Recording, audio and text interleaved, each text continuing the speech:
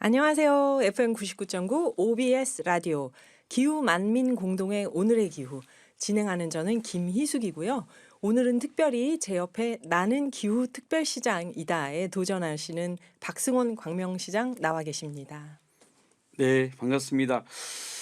올해 3월 30일 날 OBS 라디오가 개국하지 않았습니까? 그때 이렇게 라디오 개국하고 나서 관심 있게 들여다봤는데 오늘의 기후라고 하는 새로운 프로그램을 이렇게 접하면서 여기에서 한번 이 기후 문제를 함께 나누고 싶다 이런 생각이 들었습니다. 그래서 오늘 이렇게 기후환경 DJ 오디션에서 우승하신 우리 김희숙 DJ님과 함께 방송할 수 있게 돼서 아주 기쁘게 생각합니다. 감사합니다, 시장님.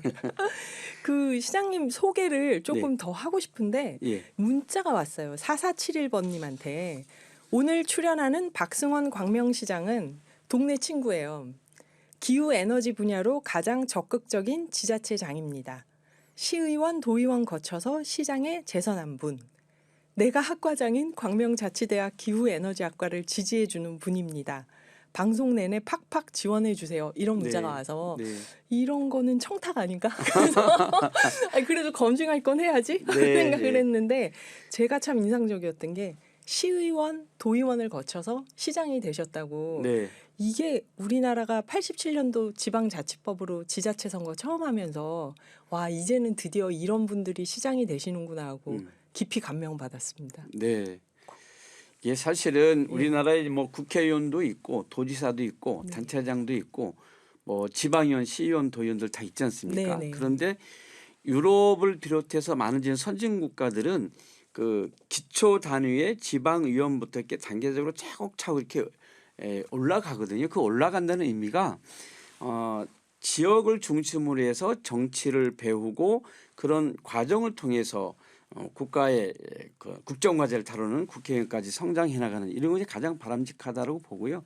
우리나라가 2010년도에 지방선거를 통해서 많은 지방의원들과 또 많은 단체장들이 배출됐는데 그때 굉장히 혁신적인 정책을 가지고 열심히 했던 분들이 굉장히 많습니다. 그래서 그렇군요. 지금은 지역을 중심으로 한 많은 정치인들이 많이 배출되고 있어서 희망을 좀 갖고 있고요.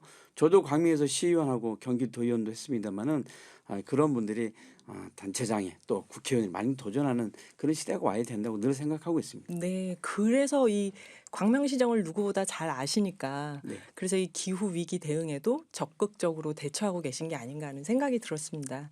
청취자 여러분 샵 0999 단문 50원 장문 100원의 문자 이용료가 들어가는 샵 0999로 질문이나 소감이나 여러 얘기 보내주시면 저희가 그때그때 확인하고 시장님과 같이 얘기 나누겠습니다. 또 오늘 이 방송은 유튜브 채널 OBS 라디오 공식이라고 검색하시면 돼요. 유튜브 채널에서 보이는 라디오로 보실 수 있고 팟빵 OBS 라디오 오늘의 기후에서 다시 듣기도 할 수 있습니다. 자, 그러면은 저희가 그래서 광명시장님 나오시기 전에 기후 톡파원이라고 있어요. 각 지역에서 이제 뭐 수도권뿐만이 아니라 막 전국적으로 기후 톡파원 메시지가 오는데 이분들에게 부탁을 드렸어요. 이렇게 박승원 시장님이 출연하니까 질문하고 싶은 거 있으면 보내달라.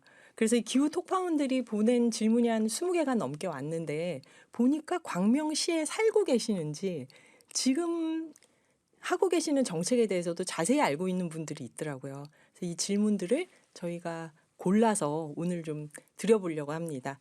이 모든 질문들이 기후 톡파원 분들이 보낸 질문이니까 혹시 답변하기 불편한 질문이 나와도 괜찮습니다. 답변해 주시리라 믿고 1번 첫 번째 질문은 이건 좀 개인적인 질문이에요. 시장으로서가 아니라 그냥 박승원 개인으로서 기후위기에 언제부터 관심을 갖게 되셨나요? 제가 97년 1월 달에 1월 20일부터 광명에서 활동을 했습니다. 그 당시에 광명에서 처음 활동을 할 때는 지역에서 시민운동을 했었는데 그때부터 환경에 대한 관심이 많아가지고 환경운동을 쭉 했었어요. 그래서 지금 광명시 지속가능 발전 협의회가 있는데 옛날에는 이제 지방의제 20일이라고 해서 푸른광미 20일 협의회를 만드는 과정에 함께 참여하고 했는데 그때부터 환경 문제에 대한 관심이 많았습니다. 그런데 정책적으로 관심을 갖고 일하기 시작한 것은 제가 경기도의원 할 때 도시환경위원회 의원이었어요. 네. 그래서 환경 문제를 다뤘는데 그때 경기도에 환경교육센터를 만드는 일을 제가 좀 주도적으로 했습니다. 네. 그래서 경기도가 환경교육센터를 만들고 다양한 여러 가지 사업들을 하는데 그 일들을 쭉 추진해 오면서 늘 환경에 대한 관심을 갖고 있었고요. 본격적으로 기후 문제에 관심을 갖게 된 것은 2017년도입니다. 제가 2018년도 광명시장 선거에 출마해서 당선됐는데 한 해 전에 2017년에 뭘 했었냐면 광명시 기후에너지 시민기획단이라는 게 있었어요. 네. 그래서 여기 한 49명의 시민들이 참여해서 매주 토요일 날 4시간씩 5회에 걸쳐서 교육을 했어요. 이 시민기획단과 함께 학습하고 토론하면서 그때 기후 문제 본격적으로 공부했거든요. 네. 정말 어려웠어요. 전문가분들이 와서 강의하시는데 전문 용어만 계속해서 굉장히 힘들었는데 지금도 기억에 남는 것은 맨 마지막 프로그램 내용이 뭐였냐면 내가 광명시의 기후 위기 대응을 위해서 하고 싶은 일이 뭐냐 그거를 한 문장으로 정리하라고 그랬어요. 네. 그게 전 뭐라고 썼냐면 기후 에너지 센터를 만들겠다 이렇게 했어요. 기후 에너지 예, 센터요. 그래서 그때부터 이제 기후 문제에 관심을 가지고 쭉 이제 활동을 하면서 시장이 된 이후에 이제 기후 에너지과도 만들고 기후 에너지 센터를 만들게 됐는데 사실은 저는 시민운동 하면서부터 환경 문제, 기후 문제에 관심을 갖게 됐었습니다. 네, 푸른 이제 20일 이렇게 푸른 광명 20일. 푸른 광명 20일. 예. 예, 그래서 시장이 되시고 나서 이제 기후 에너지과를 운영하게 됐다고 말씀을 주셨는데 네. 두 번째 질문이 마침 거기에 대한 질문입니다. 그래서 기후 에너지과가 광명시에만 있는지 아니면 전국적으로 있는지 광명시가 시작해서 경기도까지 있는 건지.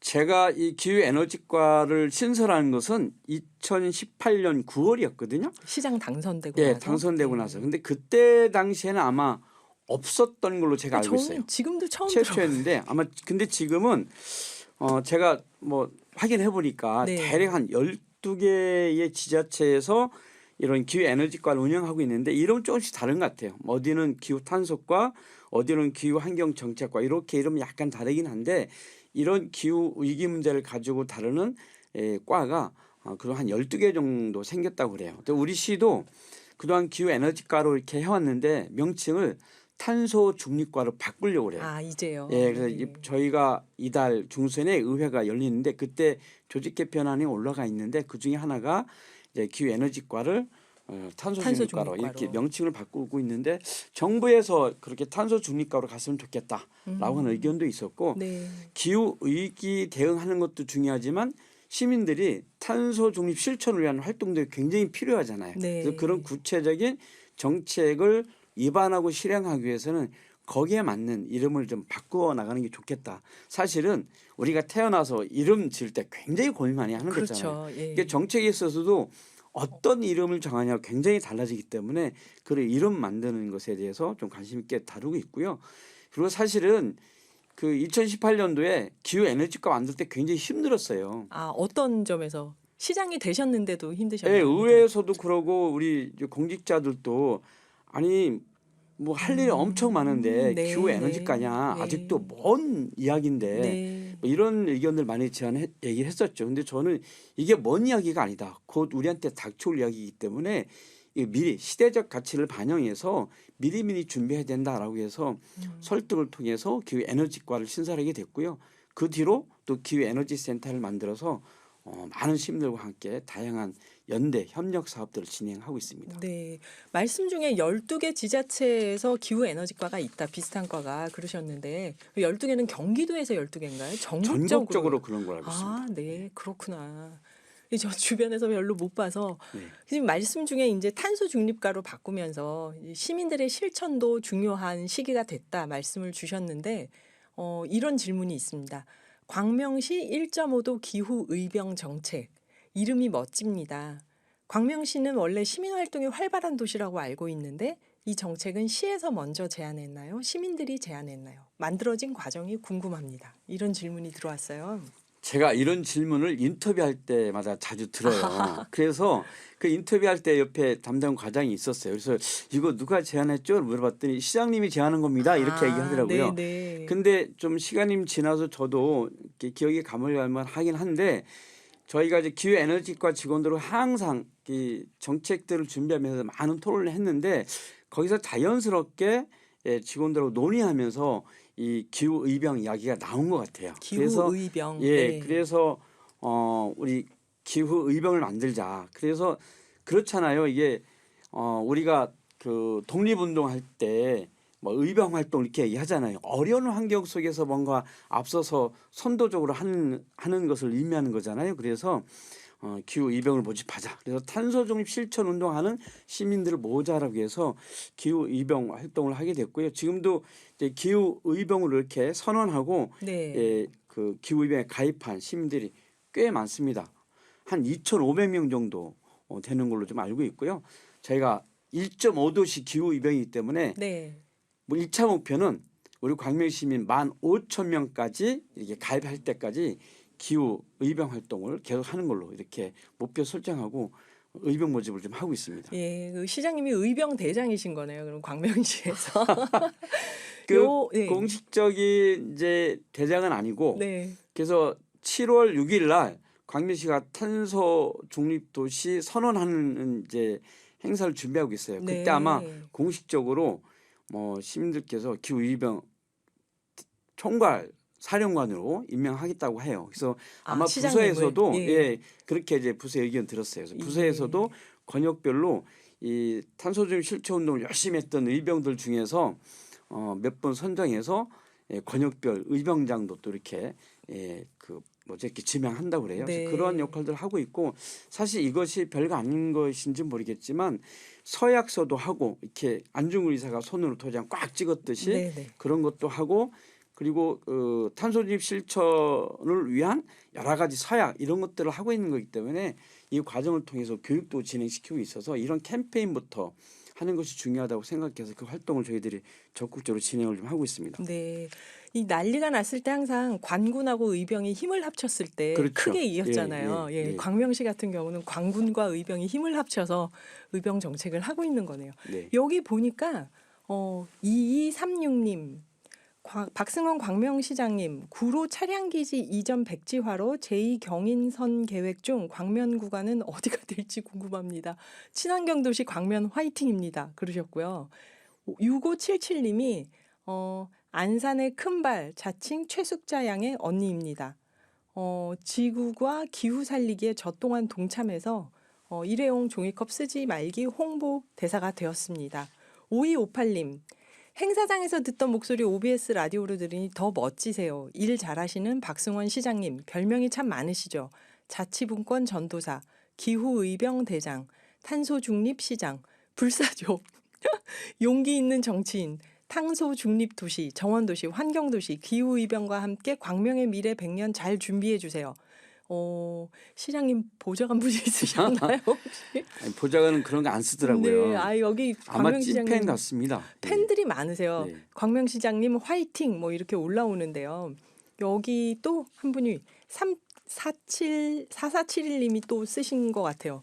요건 좀 이따가 또 마저 읽기로 하고 이것도 궁금해요. 이제 이게 관군도 같이 하는 거니까 시민들이 참여했을 때 어떤 인센티브 같은 게 있을까요? 그럼 더 많은 시민들이 참여하도록 독려하는 광명시만의 방법이 있는지 궁금합니다.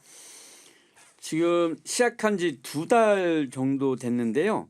기후의병 탄소 중립 포인트제를 하고 있습니다. 포인트제. 예, 이게 무슨 얘기냐면 이런 기후의병 활동을 하게 되면 네. 일정한 정도 포인트를 쌓아드리는 거예요. 그러니까 포인트를 쌓일 때마다 지역화폐로 돌려드리는 거예요. 그래서 광명시 지역화폐로요. 예, 그래서 1년에 최대 10만 원까지 지역화폐로 돌려드리는 거거든요. 그래서 그 짧게 소개를 드리면 네. 한 11개 분야가 있습니다. 네네. 그래서 기후의병에 가입하면 최초 등록할 때 1,000포인트를 지급해요. 무조건 1,000포인트요. 예, 그러면 1,000포인트가 이제 1,000원이 되는 거예요. 네. 그리고 이제 기후의병으로서 이렇게 다양한 챌린지 활동을 하고 그것을 이제 인증하는 이제 사진을 보낸다든지 또 그 1인 캠페인을 한다든지 이랬을 경우에도 각각 포인트를 지급해요. 어떤 것은 5,000포인트, 어떤 것은 3,000포인트 각각 네. 조금씩 다릅니다. 네. 그래서 재활용품 분리배출할 때도 무인수거함에 분리배출할 때도 그것을 이제 인정해서 활동했을 경우에 또 안 쓰는 물품을 기부했을 경우에 또 플리마켓에 참여했을 때 네. 그리고 자전거를 이용했을 때 그럴 때마다 포인트를 드려요. 그리고 10-10-10 소동 캠페인이라는 게 있어요. 이게 뭔지 아세요? 10시에 불을 끈다? 아닌가요? 맞아요. 맞나요? 매월 10일 날 네. 밤 10시에 10분간 소동하는 걸 해요. 아. 그러니까 우리 광명시가 공공주택이 너무 많아요. 아파트가. 네. 60%가 넘거든요. 그래서 네. 모든 아파트가 이 캠페인에 참여해요. 저도 어느 날 집에 있다 보니까 아파트에서 방송이 나와요. 네. 지금부터 10-10-10 시작합니다.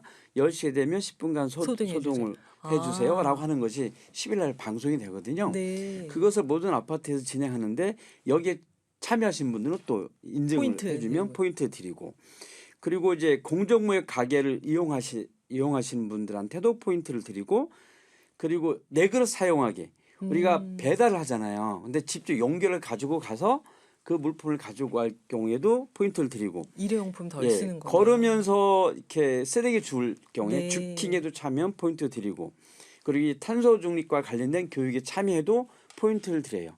이렇게 다양하게 시민들이 탄소 중립 실천 운동에 참여하면 포인트를 드는 탄소 중립 포인트제를 현재 실행하고 있는데 그 제가 오면서 확인해 보니까 현재까지 한 2,300여 명이 가입했는데 포인트 지급한 게 2천만 원 정도 지급했답니다. 현재까지.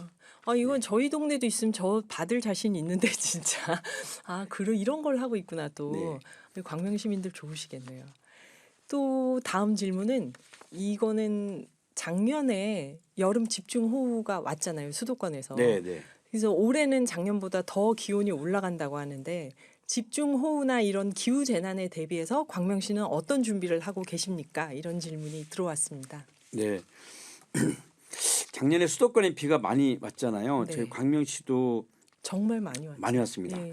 8월 8일부터 약 11일까지 3일 동안에 456mm가 비가 왔어요. 굉장히 네. 많이 왔고 시간당 8일 날은 그 최대 109mm까지 오는 그래서 굉장히 이제 시민들의 피해가 많았죠. 저지대 같은 경우는 뭐 상가 지하도 다 잠기고 네네. 또 주택 같은 경우 반지하도 잠기고 이런 상태들이 좀 많았는데 어쨌든 작년에 우리 시민들께서 수해복구 사업 열심히 해주셔가지고 그 많은 분들이 피해이신 분들이 고마워하셨는데 이런 상황이 올해 또 생기면 안 되잖아요. 네. 그래서 뭐 경기도도 이런 노력들을 많이 하고 있는데 저희 시도 올해 6월까지 그 작년에 그 피해를 입었던 그 반지하나 이런 곳에 차수판 설치하거나 또 역류 방지 밸브를 이렇게 그때그때 이렇게 잘 그 사전에 점검한다거나 개폐형 방범창을 뭐 설치한다거나 이런 것들 현재 저희 한 640여 가구가 돼요. 그래서 그거를 6월 말까지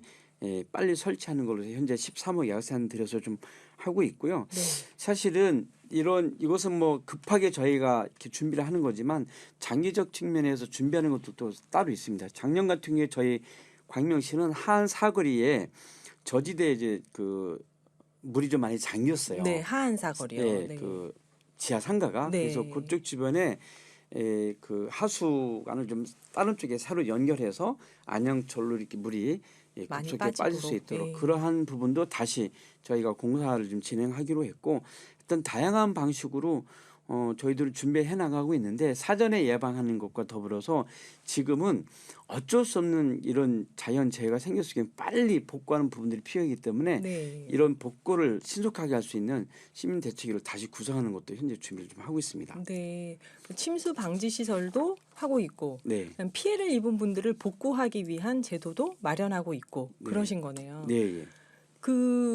저희 이 또 하나의 질문은 좀 이어서 혹시 시간이 없으면 더 이어서 해야 될 것 같은데 기후 약자라고 얘기를 하잖아요. 기후 변화가 사실은 없는 분들에게 아까도 홍수 얘기하시니까 지하에 사는 분들을 얘기하셨는데 없는 분들에게 가장 큰 타격을 준다는 말이 있는데 광명시는 이런 기후 약자를 위한 별도의 지원 제도가 있을까요? 있을 것 같은데. 이 사실 정책적으로 지금 기후 약자 약자를 위한 별도의 정책을 마련하는 것은 네. 당장이 쉽지는 않은 것 네. 같아요. 그래서 큰 틀에서의 탄소 중립 도시를 만들어 나가는 과정들이 필요한데 사실 더 큰 의미로 말씀드리면 세계적으로 기후 약자는 아프리카, 아시아 그리고 저 아메리카의 이런 가난한 나라들 이분들이 개발도상국들. 가장 예. 그 기후 약자들이죠. 사실은 그 작년에 2022년도에 파키스탄이 홍수가 심했잖아요. 네. 그때 파키스탄의 3분의 1이 국토가 물바다가 됐었죠. 사상자도 엄청나게 많았고 우리 아이들만 해도 3천 명 이상의 사상자가 생겼다고 하잖아요. 근데 파키스탄의 그 기후 장관이 뭐라고 얘기했냐면 이렇게 얘기했어요.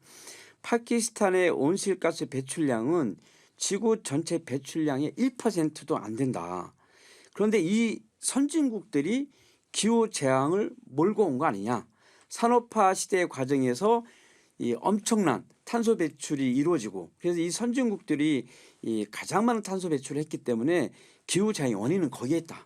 그들이 더 이 노력을 해야 되는 거 아니냐 이런 이야기를 했거든요. 그런 네, 것처럼 네. 사실은 이 수도권 지역에 있는 이 정책 위반자들 그리고 수도권 지역에 살고 있는 사람들이 더욱더 이 탄소 중립을 위한 노력들을 더 많이 해야 된다고 생각하고요.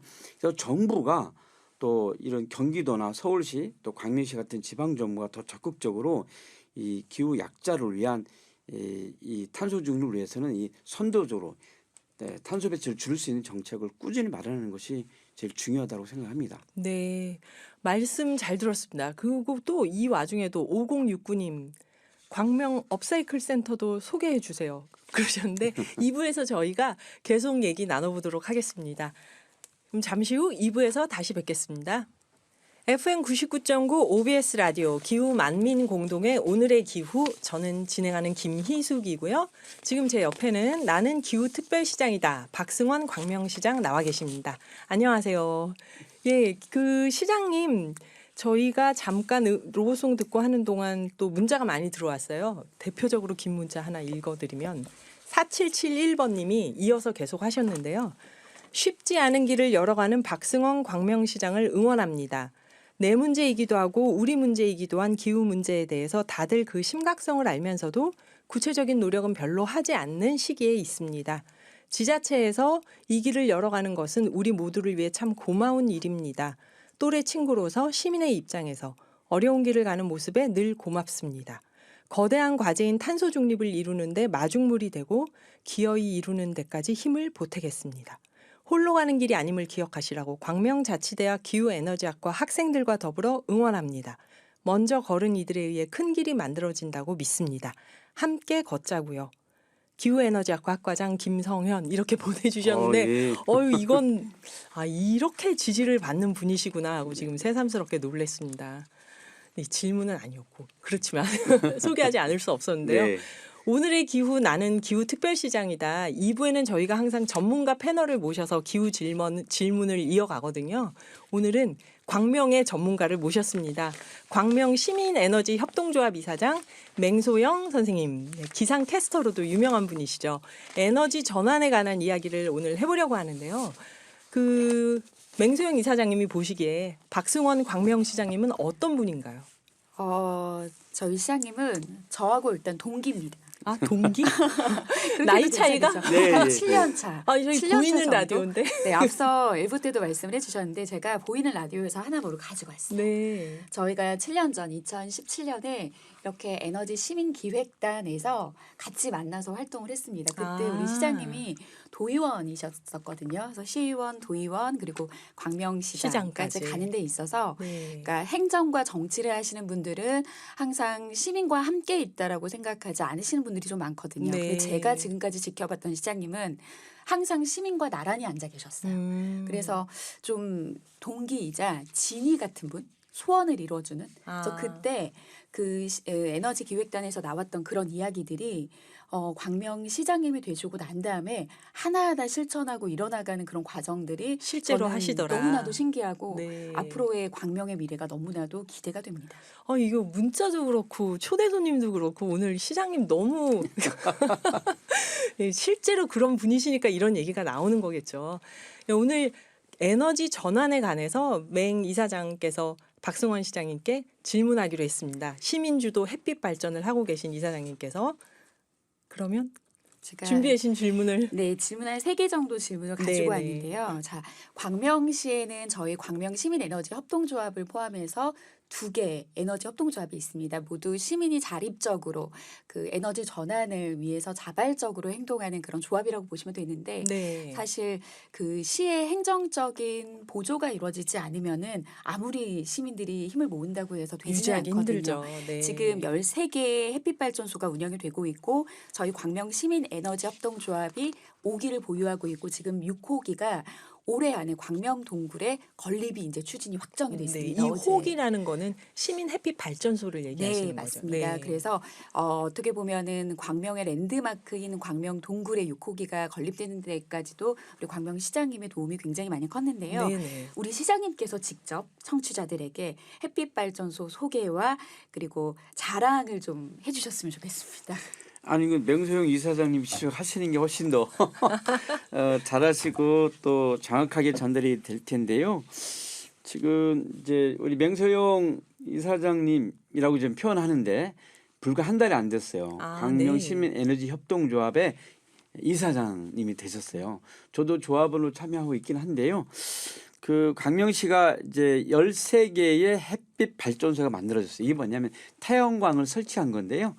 그러니까 도서관이나 뭐 동사무소나 또 배수펌프장 또 재활용품 선별장 시민체육관 주차장 이런 곳에 이 공공 그 부지에 태양광을 설치할 수 있도록 햇빛 발전 설치할 수 있도록 저희 시가 좀 배려를 해서 현재 광명시민 에너지 협동조합에서 임대해서 이 공공 유휴 부지에 태양광 발전 시설을 좀 설치를 했습니다. 그래서 재생 에너지를 좀 보급하고 있는데 이 조합원들이 정말 열심히 교육도 하고 많은 활동을 하고 계신데 현재 그 지금까지 그 여기서 이제 발생한 생산한 양이 꽤 많이 되고요.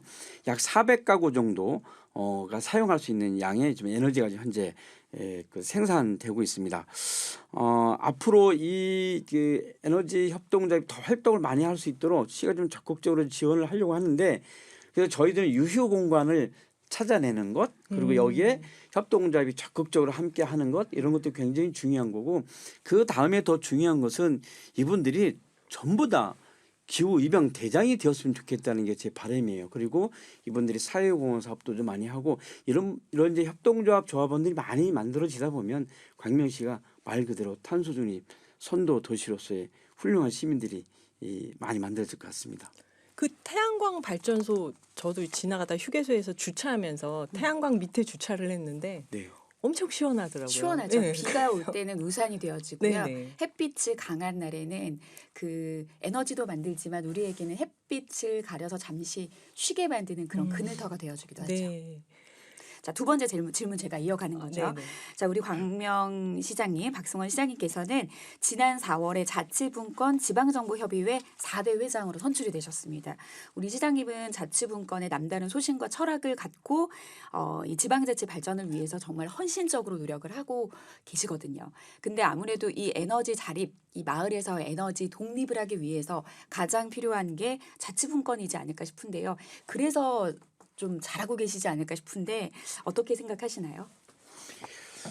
그 이제 에너지 분권이라는 말을 많이 써요. 전문가분들이 많이 쓰고 있는데 실제로 그 에너지 분권을 잘 하려면 지방 정부가 그 제도적인 노력 또 예산에 대한 뒷받침 이런 것들이 있어줘야 되고 거기에 시민들이 적극적으로 참여를 해야 되잖아요.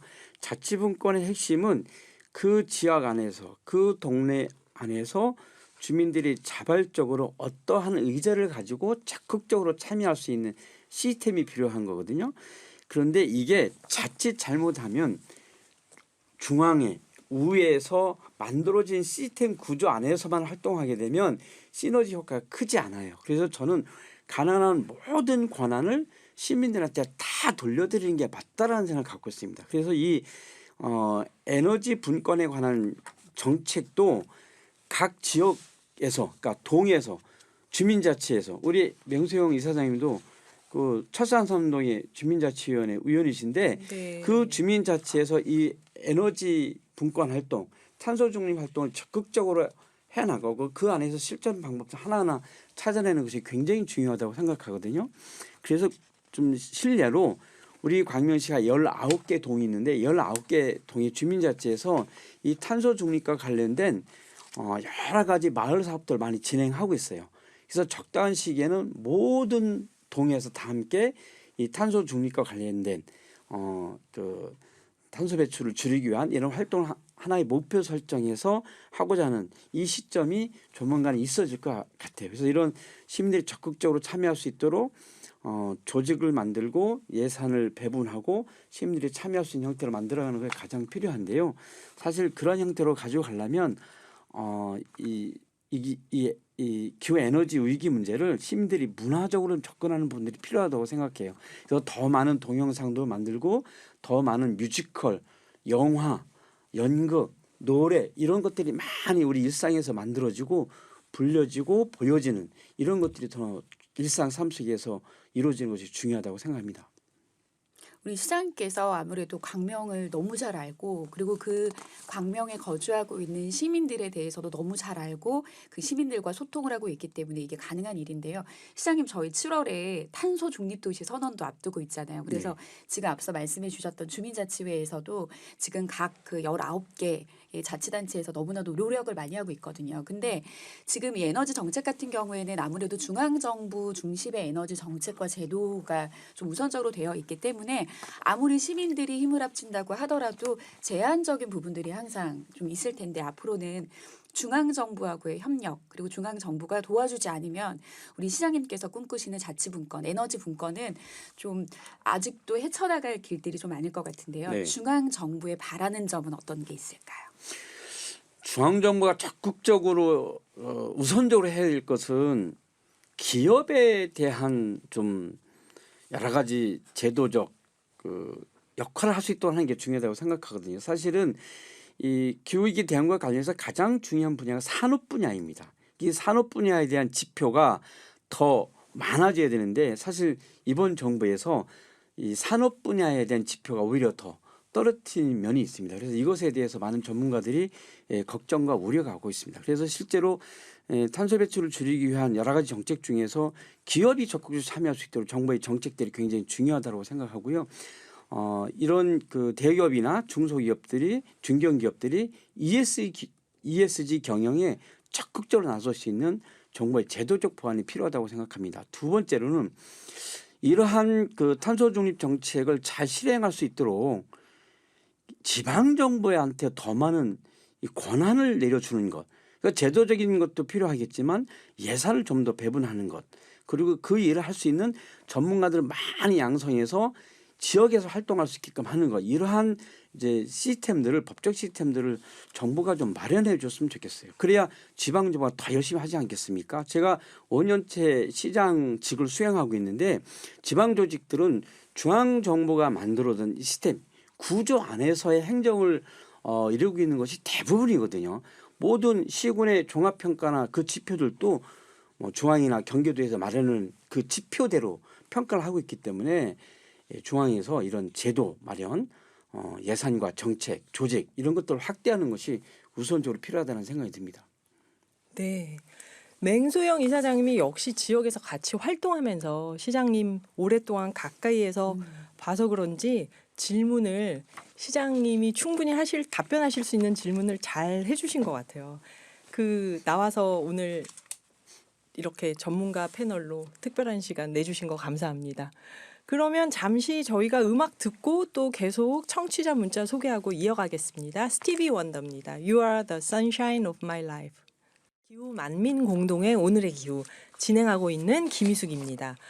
청취자분들 문자도 계속 들어오고 또 저희가 기후 톡파원분들에게 받았던 질문도 아직 시장님께서 다 못하신 질문들이 있는데요. 죄송합니다. 그 전기차 등 녹색 교통수단에 관심이 많습니다. 감사합니다. 주변에서도 전기차를 구입하는 분들이 늘고 있는데 충전이나 지원금 보조 부분에서 의견들이 조금 있더라고요. 광명시의 전기차 정책이 궁금합니다. 네, 그 간혹 좀 걱정되는 것 중에 하나가 있긴 있습니다. 그 우리 태양광 미니 태양광을 이렇게 우리가 설치하면 보조금을 주거든요. 근데 아파트에서 미니 태양광 설치하면 아파트 값 떨어진다고 그것을 신청을 못하게 하는 경우가 있어요. 그러니까 그런 것처럼 실제로 이러한 전기차뿐만 아니라 그 탄소 중 실천을 위한 여러 가지 제도를 시행하는데 시민들의 그런 어떤 의식의 구조 이것이 약간 차이들이 좀 많이 있습니다. 특히 전기차와 관련해서는 시민들이 굉장히 좀 관심이 많아서 광명시도 뭐 승용차나 뭐 그 버스나 뭐 이런 것들 많이 현재 좀 우리가 사서 이렇게 지원을 좀 하고 있고요. 지금까지 광명시 한 1,700대 정도 친환경 자동차를 이제 구매하는데 보조금을 좀 지원을 좀 했습니다. 올해도 약 88억의 예산을 들여서 약 530대 승용차, 화물차, 수소차 이렇게 지원도 좀 하고 있는데요. 전기차나 수소차를 보급하면 가장 불편한 게 충전소잖아요. 네. 그래서 이 주차장 지을 때는 항상 그 전기차 충전할 수 있는 이런 것을 항상 같이 해서 하고 있고요. 가장 광명시가 대표적으로 자랑할 수 있는 것은 기아 자동차 부지에 전기차, 수소차 복합 충전소를 만들었어요. 아마 수도권에서는 여기가 가장 큰 부지일 겁니다. 그래서 이것을 현재 설치해서 운영을 하고 있는데 이런 전기차 생산과 또 충전소를 만드는 것 이런 것들을 하대요. 기반 시설 잘 구축하는 것도 굉장히 중요한 정책이어서 쉽지 않습니다. 그래서 이것을 저는 현재 그 유료 뭐죠 그 저 휘발유 이런 한 뭐죠 그 주유소 네. 주유소를 이런 전기차 충전소를 바꾸는 이런 법도 정부가 좀 빨리빨리 법을 좀 만들어냈으면 좋겠다는 생각이 좀 많이 듭니다. 네, 광명시는 전기차 지원도 지금 활발하게 하고 있고 예. 또 이런 질문도 있습니다. 정원도시 만든다고 하셨는데 취임사에서 지금 이제 재선되시고 1년 지났는데 이 정원도시가 어느 정도 진행됐는지 궁금하다. 이게요 사고가 확장이 되더라고요. 그러니까 탄소 중립 도시를 만들어 가기 위해서는 탄소 흡수원을 많이 하는 그런 정원과 공원을 만들어야 되잖아요. 네네. 그런 고민을 하다가 정원도시를 만들어야 되겠다는 생각을 했어요.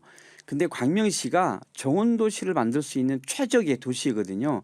광명시 도시가 약간 이제 그 배처럼 생겼는데 서울 쪽으로는 안양천, 시흥 쪽으로는 목감천이 흐르고 목감천. 가운데는 4개의 산이 있습니다. 굉장히 천혜의 자연 조건을 갖고 있어요. 그래서 이곳을 살고 있는 주민들이 일상 삶 속에서 쉼을 느낄 수 있는 그 휴식의 공간 정원을 많이 만들면 시민들이 많이 행복하겠다는 생각을 했어요. 그래서 그 정원을 만들 때도 탄소 흡수를 할 수 있는 꽃과 나무를 좀 많이 심는 것. 네. 그리고 그 과정을 통해서 시민 정원사도 양성하고 시민 정원사요. 예. 이런 종합적인 행정을 하는 것이 결국에는 미래도시, 탄소 중립 도시로 가는 길이라고 생각하고 정원도시 만드는 것도 저희들 열심히 해 나가고 있습니다. 네. 아유 뭐 의병 정원도시에서 시민 정원사 이런 말씀 들으니까 예. 뭐 이게 이제 대부분 자원봉사겠지만 혹시 기후와 관련된 일자리 정책도 광명시는 좀 특별한 게 있지 않을까 하는 생각이 드는데 마침 그런 질문이 있습니다. 네. 그 답변 드리기 전에 한 가지 홍보할 게 생각났어요. 네, 홍보하십시오. 10월 달에 10월 5일, 6일 정도로 기억하는데 네. 경기도 정원문화박람회를 광명시에서 합니다. 경기도 정원문화박람회를 예. 광명시에서 10월에 한다고요. 예, 2박 3일 동안 하는데 음. 그때 우리 청취자 여러분들 많이 좀 참여해 주셨으면 좋겠습니다. 저희들이 준비를 정말 좀 많이 하고 있거든요. 네. 거기에 좀 제가 에코 가든도 좀 만들려고 그래요. 에코 가든요. 그러니까 이 정원에 태양광도 설치하고 그러니까 이제 그 전기도 생산하는 이런 형태의 좀 에코 정원도 만드는 것도 새로운 하나의 과정이기 때문에 그런 걸 포함해서 하여튼 다양한 이 그 정원을 만드는 그 문화 축제가 진행되는데 시민들 많이 참여해 주시면 좋겠고요. 기후 일자리와 관련해서요. 네네. 저는 1차적으로 기후 일자리에 가장 중요한 것은 전 교육이라고 생각해요. 교육이요. 네, 한 가지 예를 들면 이런 겁니다. 아까 그 문자로 막 그 청취자분이 글 남겨주셨는데 네네. 광명시가 평생학습원에서 자치대학을 해요. 근데 거기에 기후에너지학과가 있거든요. 근데 그 기후에너지학과 졸업한 사람들이 기후에너지 강사 교육을 받아요. 아. 우리 시에서 양사하는 그런 네. 기후에너지 강사가 되잖아요. 이분이 또 학교에 가서 아이들 교육을 해요. 교육을 하고 거기에 강사 활동하면서 한 달에 수입이 꽤 되더라고요. 교육 강사를 하면서 또 그분들 중에서는 대학원도 가시고 또 창업을 준비하시는 분들도 계시고 그래요. 그분들이 결과적으로는 자기 자신의 일자리도 만들지만 창업을 통해서 일자리를 만들게 되잖아요. 네. 기후 분야에 대한 탄소 중립에 관한 일자리들이 시민들 스스로 만들어내고 있습니다. 그렇기 때문에 그렇게 하기 위해서는 교육이 먼저라고 저는 생각해요. 그래서 그런 교육을 1차적으로 진행해서 시민들 스스로 일자리를 스스로 만들어갈 수 있는 정책을 만들어가는 것이 굉장히 중요하다고 생각을 합니다. 이거 외에도 광명시는 탄소 중립 매니저를 채용해서 빌딩을 갖고 계신 건물주를 만나서 에너지를 이렇게 줄일 수 어떻게 있는 효율적으로 컨설팅도 관리하는지. 해주는 네. 그런 이제 매니저도 이렇게 채용하고 있는데요. 이런 다양한 정책들은 정책의 흐름에 따라서 일자리를 만들 수 있는 거기 때문에 광명시가 하고 있는 기후 에너지 정책을 많이 관심 있게 들여다보고 함께 참여하면 일자리를 새롭게 찾을 수 있을 겁니다. 네, 그러니까 일자리를 만들자 해서 무언가를 하는 게 아니라 예. 기후 위기에 대응하는 정책들을 만들다 보면은 필요한 일자리들이 저절로 계속 생기고 그렇죠. 있다. 교육에도 참여하고요. 네, 예. 대표적인 게 강사가 양성되는 거다. 네. 그 정책 추진 능력에 관해서 저는 뭐 질문 드릴 필요가 없다고 생각하는데 그래도 여기 기후 톡파원분의 질문이 있으니까 해야 될 것 같아요. 왜냐하면 지금 다른 분들 얘기해서 충분히 정책을 대단히 실질적으로 잘 추진하고 계신다는 얘기가 다 나왔지만 시장님 본인이 생각하실 때 나는 이게 정말 나의 강점이다. 정책을 추진할 때. 혹은 이건 내 약점이다. 어느 쪽이든 좋습니다. 시장님이 생각하실 때는 어떤지. 강점 부분 관련해서 두 가지 강점을 두 이제 가지씩이나. 이렇게 떠오르는데요. 이런 네. 것 같아요. 그러니까 어떤 사람이 어떤 정책을 실행할 때 네. 어느 날 갑자기 아이디어로 떠오른 것은 상당히 한계가 있다고 생각해요. 네. 근데 그 사람이 평생을 살아오면서 가졌던 철학, 어떤 신념 이것에서 생기는 정책은 굉장히 힘이 있다.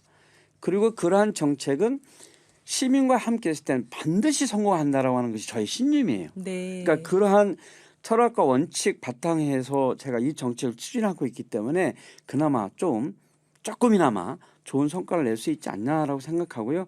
단점이라고 하는 것은 뭐 글쎄요. 이 분야에 더 많은 공부를 좀 하고 또 전문가다운 식견을 더 많이 갖고 싶은데 시간적으로 그럴 수 있는 한계가 좀 많지 않아서 네. 전문가들의 의견을 더 많이 들으려고 노력하고 있고 그분들과의 네트워크 그리고 시민과 함께 시민들의 이야기를 들으면서 정책을 펼쳐나가는 그런 거버넌스에 더 집중하고자 합니다. 네.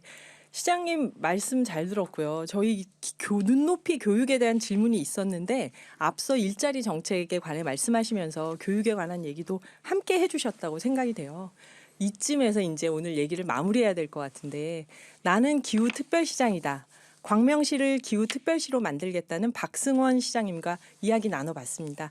많은 문자와 의견들이 들어왔는데 제가 좀 빠뜨린 것도 두세 가지 있고요. 시간상 오늘 어떠셨나요, 시장님? 아유 너무 즐거웠고요. 네, 이렇게 시간이 빨리 갈 줄 몰랐습니다. 어려운 주제를 잘 들어준 청취자 여러분께 감사드리고요. 이 기후 위기 문제는 내가 실천하지 않으면 안 되는 거거든요. 단 하나만이라도 선택해서 그것을 꾸준히 실천하는 그런 선도적 시민이 많았으면 좋겠다라는 생각이 듭니다. 하루아침에 모든 것이 이루어지지 않는 것처럼 함께 시민들과 연대해가면서 탄소중립 정책 실천할 수 있도록 많은 시민들에게도 좀 자신 있게 이런 이야기들을 함께 나누는 그런 경기도민 또 이렇게 청취자 여러분이 됐으면 좋겠습니다. 네. 시작도 시장님이 선곡해 주셨는데 마무리도 시장님 선곡으로 마무리해 보겠습니다. 노래 소개를 부탁드려도 될까요? 예, 노래 이승윤님의 내 마음의 주단을 깔고 준비했는데요. 이것도 싱어게인에서 나온 것 같습니다. 아주 독특하고 열정이 있는 그런 노래여서 추천을 드립니다. 이승윤님의 버전으로 모든 세대가 같이 들을 수 있는 내 마음의 주단을 깔고 준비했습니다. 이 곡 남겨드리면서 저도 여기서 인사드리겠습니다. 네, 감사합니다. 청취자 여러분 감사합니다.